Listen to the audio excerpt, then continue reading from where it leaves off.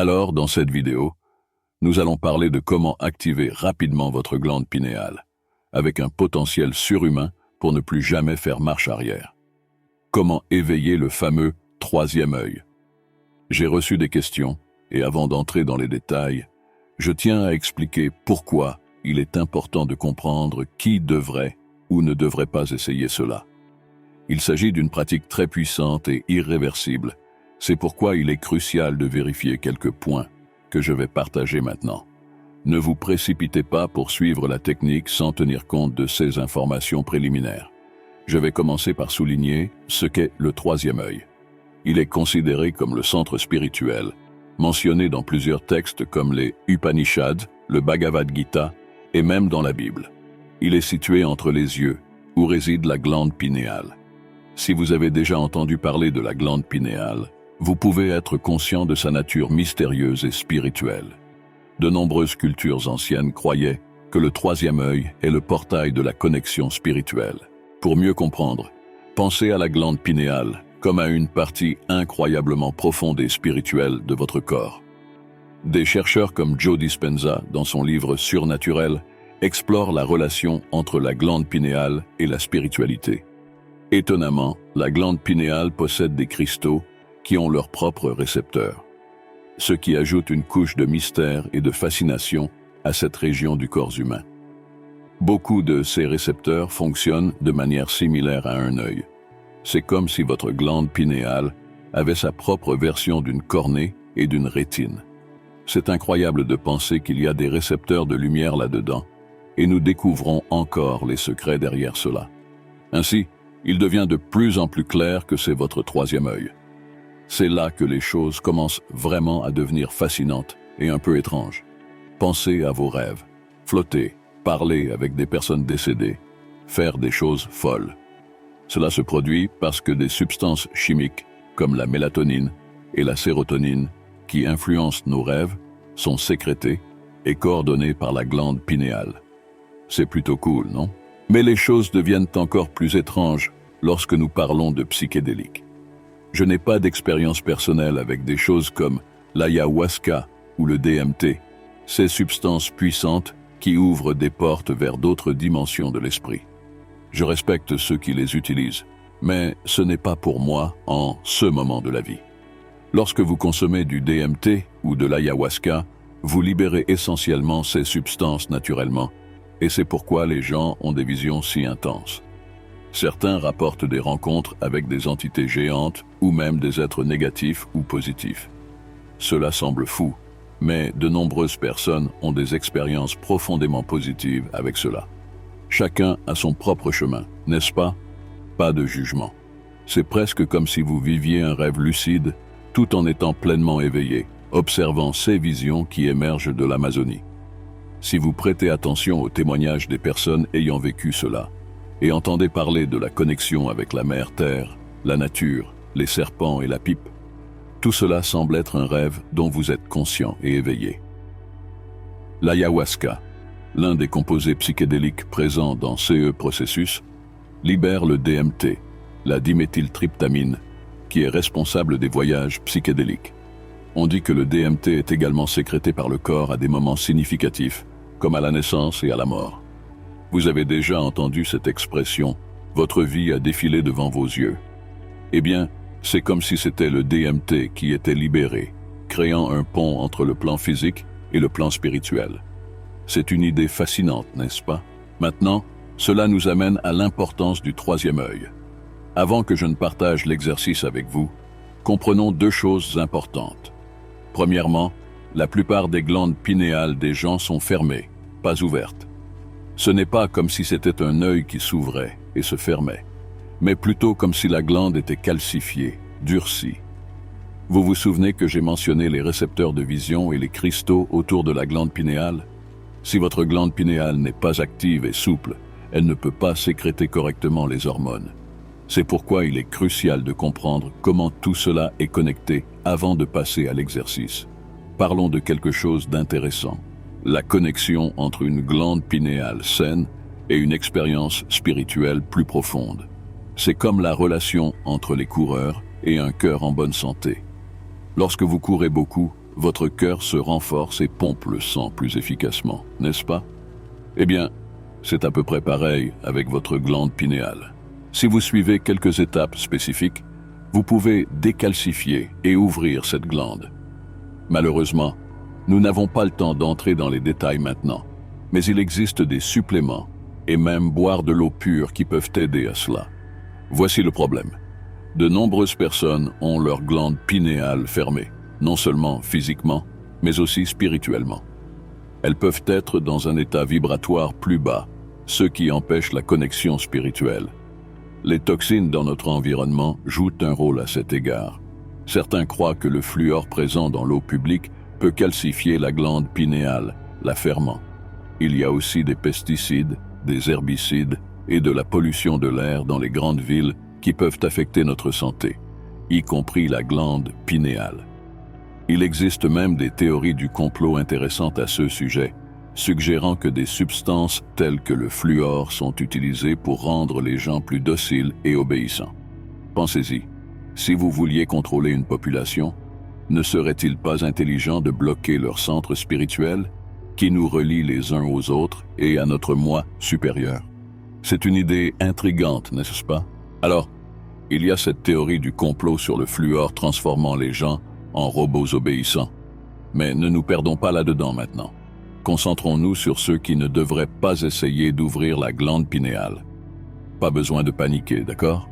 Comme je l'ai dit auparavant, il existe plusieurs approches et la technique que nous allons explorer aujourd'hui est assez basique. Mettre votre intention pendant la méditation. C'est la première étape et cela nécessite de la pratique pour en récolter les bénéfices. Maintenant, en ce qui concerne d'autres façons d'ouvrir la glande pinéale en utilisant des substances, je ne recommande aucune d'entre elles. Chaque personne doit décider par elle-même, surtout si elle rencontre des problèmes tels que l'anxiété ou la dépression. Parfois, les psychédéliques peuvent même aider, mais dans d'autres situations, ils peuvent aggraver les choses. À mon avis, il vaut mieux commencer par des méthodes plus naturelles, comme la méditation, l'exercice, un sommeil de qualité et un mode de vie sain. Je sais, cela peut sembler un discours ennuyeux que vous avez déjà entendu 1000 fois, mais c'est la vérité. Je sais que parfois, il semble plus tentant de prendre quelques champignons et simplement laisser l'esprit s'envoler. Mais tout cela ne compte pas si vous continuez à vous bourrer d'alcool toutes les nuits et à manger de la malbouffe tout le temps, n'est-ce pas? Alors, avant de nous perdre en divagation, laissez-moi clarifier quelque chose d'important. Ouvrir votre glande pinéale n'est pas quelque chose que vous pouvez simplement décider et faire d'un coup. C'est un processus progressif, vous comprenez? Tout. Ce que je dis, c'est écoutez-vous. Si vous sentez que vous êtes sur la bonne voie, continuez. Si vous sentez que ce n'est pas le moment, arrêtez-vous. Maintenant, passons aux choses sérieuses. Mais avant cela, n'oubliez pas de mettre un pouce levé, de vous abonner à la chaîne et d'activer les notifications pour ne rien manquer, d'accord? Comme je l'ai mentionné, cette technique se compose de 5 étapes simples. Vous pouvez l'incorporer au début ou à la fin de votre méditation, ou même pendant l'exercice de respiration de Wim Hof, qui est puissant pour entrer dans un état profond de conscience. J'aime consacrer environ 10 minutes à cela lorsque je suis concentré sur l'ouverture consciente du troisième œil. Mais n'en faites pas trop, d'accord? Pas besoin de le faire pendant des heures d'affilée. Le plus important est de ne pas forcer. Sérieusement, ne forcez rien. Parce que plus vous résistez, plus vous bloquez les émotions positives et la connexion que vous essayez d'établir. Alors, avant de passer à la technique, souvenez-vous-en. Nous sommes ensemble dans ce voyage de connaissance de soi et de développement spirituel. Mais allons-y doucement, étape par étape. C'est vraiment intéressant comme j'ai réalisé quelque chose dans ma vie. Ne pas forcer les choses, que ce soit le contenu, les exercices ou même aller au lit tôt. Quand j'arrête de forcer, tout semble couler plus naturellement. Vous savez, quand je n'essaie pas de trop imposer, mon côté rebelle ne se manifeste pas et je peux avancer sans résistance. Ça a du sens, n'est-ce pas? Par exemple, il fut un temps où c'était un combat de se lever tôt et d'aller dormir tôt. Pendant des années, j'essayais de me forcer à le faire, pensant que c'était la clé pour être plus productif et motivé. Mais quand j'ai arrêté de me mettre autant de pression, cela s'est passé naturellement. Alors, soyez gentil avec vous-même, détendez-vous un peu. C'est le message que j'essaie de transmettre maintenant. Eh bien, la première étape est simple. Asseyez-vous dans une position confortable. Sachez que vous resterez là pendant environ 10 minutes. Si vous le souhaitez, vous pouvez mettre de la musique de méditation pour accompagner. Dans la description ci-dessous, j'ai laissé quelques options que j'aime utiliser. C'est comme avoir une bande son pour votre méditation, avec quelques fréquences cérébrales supplémentaires pour augmenter les bienfaits. Passons maintenant à la deuxième étape. Je vais retirer mes lunettes pour que vous puissiez mieux comprendre.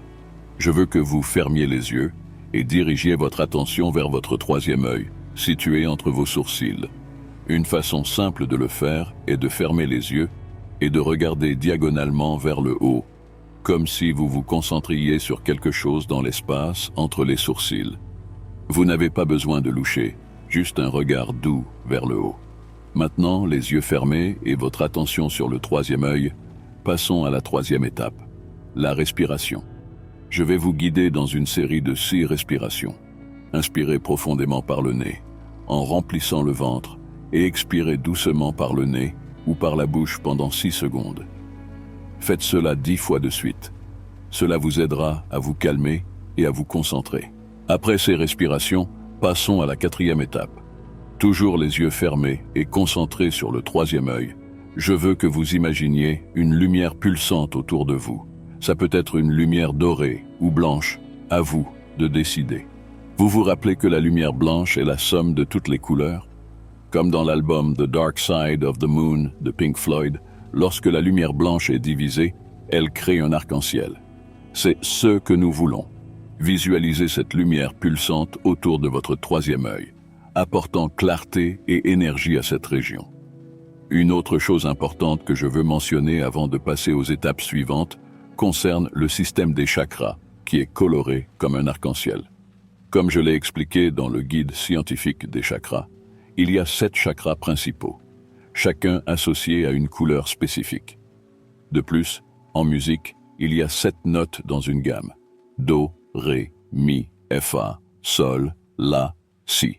Maintenant, prenez la fréquence de la note musicale Do et multipliez-la par la vitesse de la lumière, et vous finirez par arriver à la couleur rouge. Faites de même avec la note Ré, et vous aurez orange, et ainsi de suite jusqu'à ce E, que vous ayez les 7 couleurs de l'arc-en-ciel. Cela montre comment la lumière et le son sont liés, ce qui est très puissant. C'est pourquoi j'aime imaginer une lumière dorée ou blanche qui représente la somme de toutes les couleurs.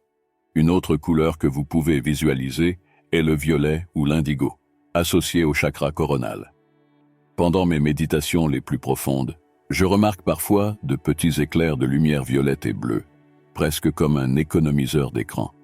Je ne sais pas si vous avez déjà eu cette expérience, mais si oui, j'aimerais le savoir dans les commentaires. Ces nuances de couleurs peuvent apporter une sensation de transformation et de connexion profonde pendant la méditation. Nous voici donc arrivés à la 4e étape. Visualisez cette lumière pulsante. Respirez profondément. Gardez les yeux fermés et concentrez-vous sur cette lumière. Maintenant, passons à la 5e étape. Vous allez ressentir comme si votre cœur remontait le long de votre colonne vertébrale pour se connecter à votre troisième œil. C'est comme si cette énergie cardiaque se fusionnait avec la lumière pulsante que vous avez imaginée là.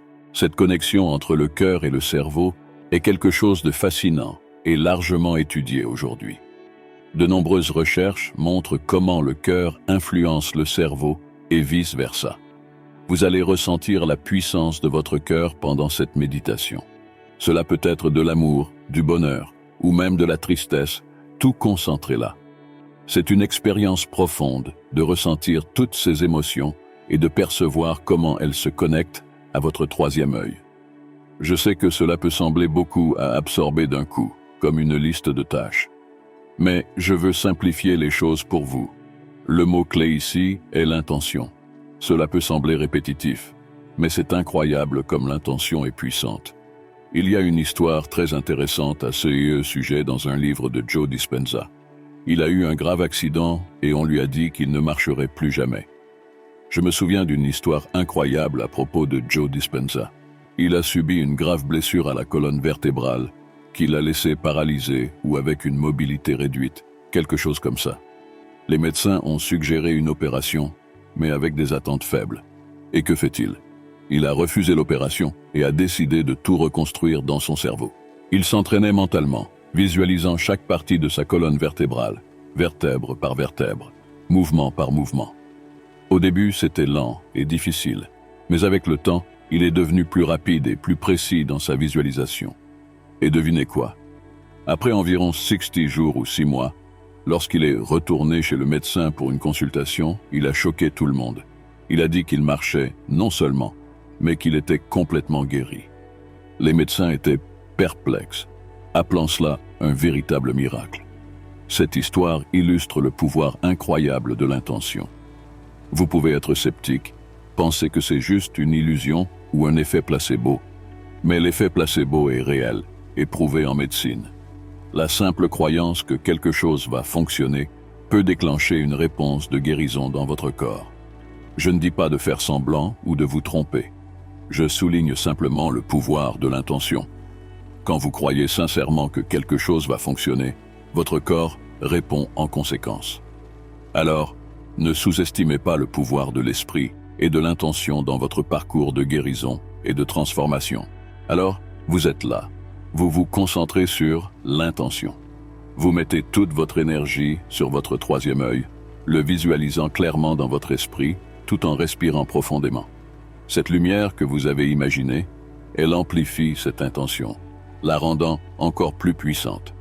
Et c'est ainsi que vous commencez le processus d'ouverture de votre troisième œil de manière naturelle. De plus, la pratique quotidienne de la méditation est essentielle. Je suis humain. J'admets que j'ai échoué à cela ces 3 derniers jours, juste pour être honnête avec vous. Parfois, je passe des semaines sans méditer. D'autres fois, je médite 2 fois par jour, pendant 20 minutes chacune. La clé est de ne pas se blâmer. Soyez gentil avec vous-même, aimez-vous, soyez votre meilleur ami. Ne laissez pas votre côté rebelle prendre le contrôle. C'est comme dire à un enfant qu'il ne peut pas avoir de bonbons. Il devient fou pour en avoir un. Je veux conclure cette conversation par quelque chose d'important. Sur le chemin du développement personnel et de la spiritualité, nous cherchons tous à nous améliorer. Cependant, il peut arriver que nous devenions obsédés, transformant une pratique positive en quelque chose de négatif, presque de l'autoflagellation. Si vous pensez que vous devez écrire vos objectifs tous les jours pour ne pas être un échec total, vous empruntez le mauvais chemin. Cela ne fait que diminuer votre vibration et ce n'est pas sain.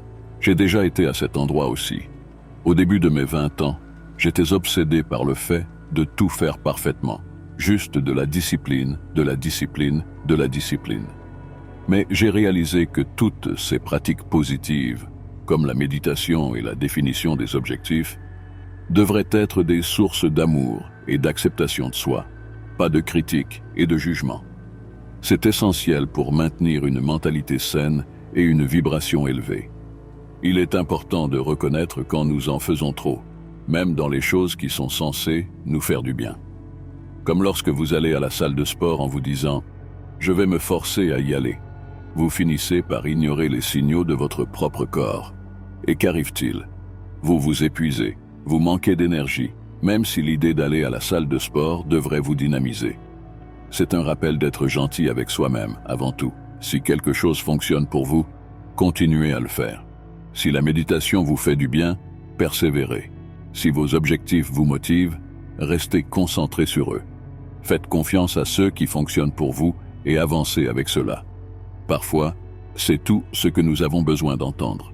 Ah, et n'oubliez pas de cliquer sur le bouton j'aime et de vous abonner, avec les notifications activées, bien sûr.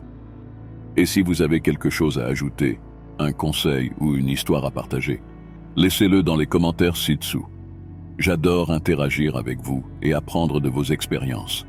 Même si je ne peux pas répondre à tout le monde, sachez que je lis chaque commentaire.